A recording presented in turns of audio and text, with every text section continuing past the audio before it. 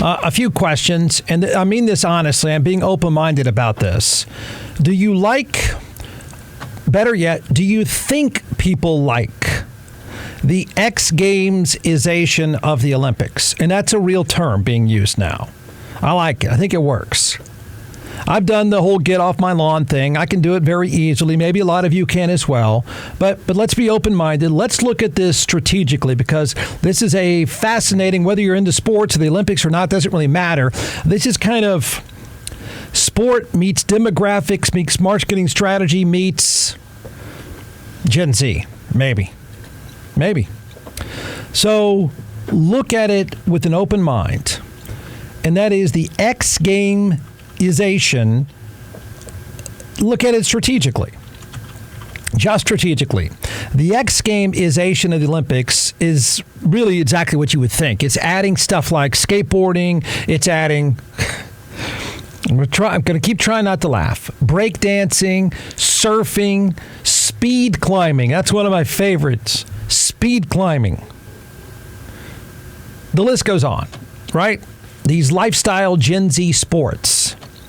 And don't think these things for a second are a part of the Olympics, an increasing or decreasing part of the Olympics, because the sports world wanted them badly. I don't think the 45-year and above sports fan was out there saying, boy, I sure would like to see some breakdancing and BMX racing.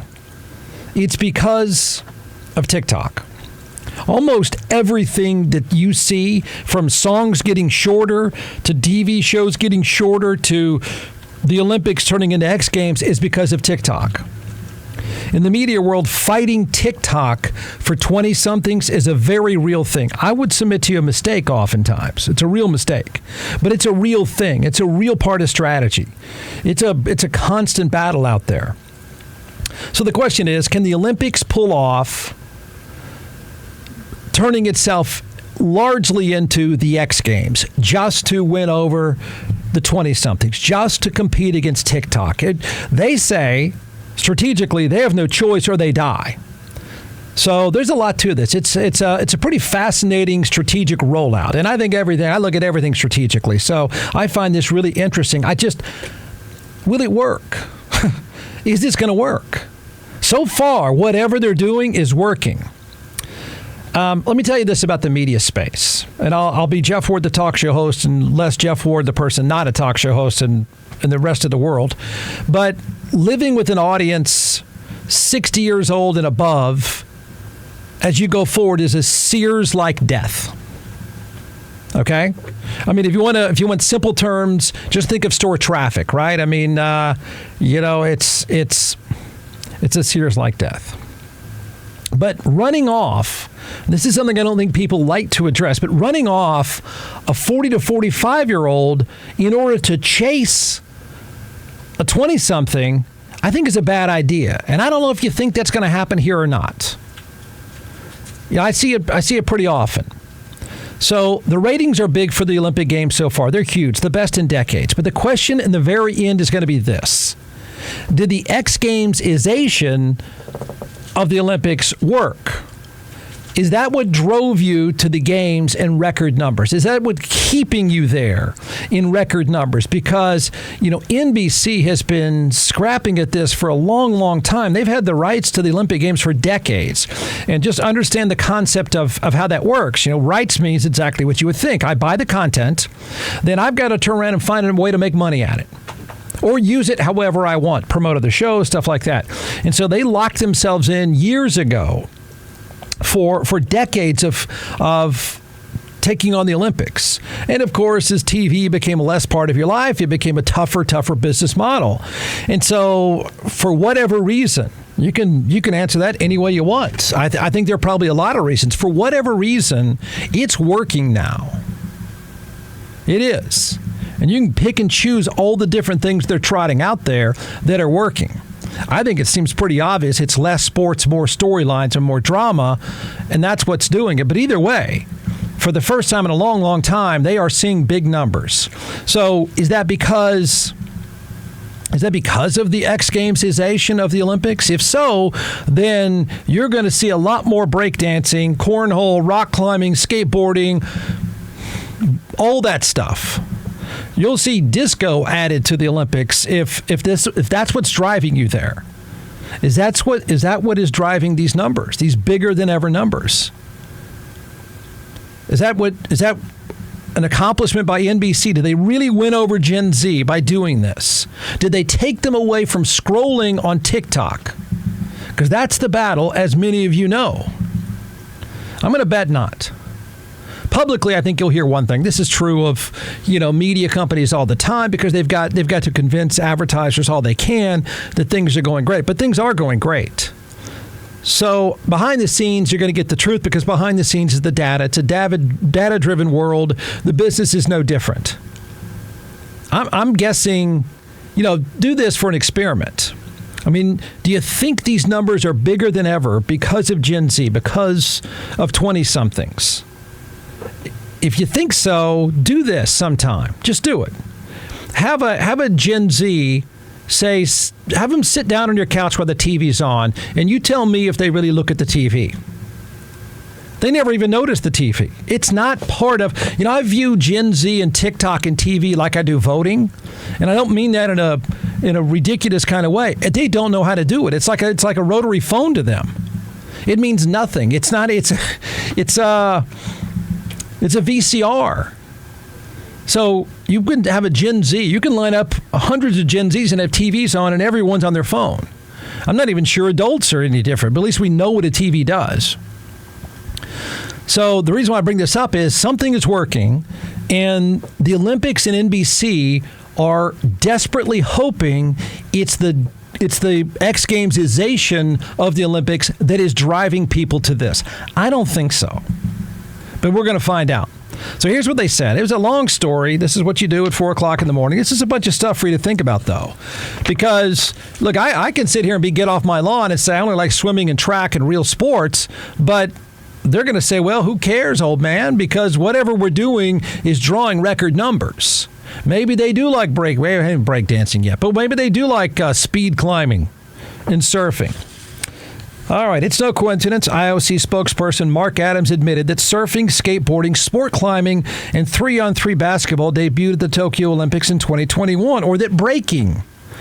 Now, I got to learn that, too. We can't say break dancing. You can't. That's not it. Or that breaking is part of the Olympic program for the first time in Paris.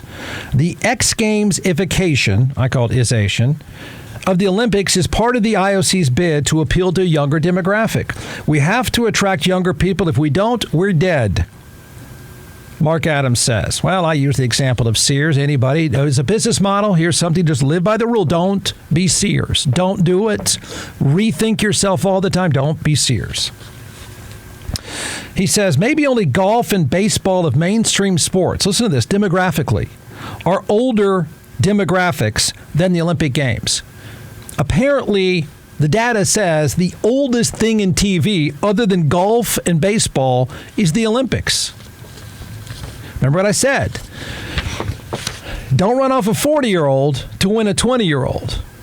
But don't build your model around a 60-something-year-old because it's a short shelf life in your Sears. So you can't blame them. Look, if you look at it this way, you can't blame them.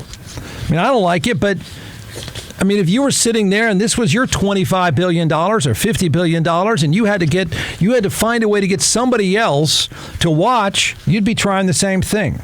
Don't expect, it says, the IOC's bid to attract a younger demographic to end in Paris. Olympic organizers have already approved changes to the modern pentathlon for the LA Games, appealing to Gen Z. Is pentathlon, is that the part where you're on a horse at some point? Because the data says that they don't like you riding that horse. They don't want that stuff. So remember, flag football is coming to the LA Games, Summer Games, in, I believe, the next Olympics. So there's going to be more of this stuff because right now they think it works. So, okay. I'm not just saying this because I don't care about these events. I'm an outlier anyway, but in every way, I get it. I'm saying this as a consumer and someone who's not clueless when it comes to media and marketing. I'm not sure I buy the 20-somethings are coming. I really don't. Now, somebody's coming from somewhere. I think 30 to 50-somethings to 60-somethings, I think you've liked it. I do. But I think of this like I do voting. Remember what I said earlier about Gen Z? I think it's the same problem. People talk all the time about, well, we want to get younger people to vote. And first of all, the people in politics don't look anything like a younger demographic. Their legislation has nothing to do with a younger demographic. I mean, politics is incredibly self-serving. It's breathing its own exhaust fumes. It really doesn't want to change. I think it's plainly obvious to young people. But, remove the policy issues and the old man issues. A 20-something doesn't understand the concept of going to some obscure elementary school and standing in line. That's not the way you live. That's a completely foreign concept. There's nothing a 20-something does where they're standing in line somewhere, showing cards and waiting around. They're not even walking in that bank ever again. So it's a completely foreign transaction. It's like writing a check. It's like making a manual deposit. It's like talking on a payphone. It's like, in some ways, they don't understand it. I do get that. I'm being serious. And that's not a criticism. So I don't know if you can get a 20-something to watch TV. I'm not even sure it matters. I'm not saying they're not entertained and not getting screen time, but the concept of the transaction of a TV interaction just seems like it's a completely foreign concept. So what are they doing? Well, I'll tell you. They're not watching TV. They're scrolling on their phone. They're channel surfing. It's just in a different way than most of you know. So what's worked?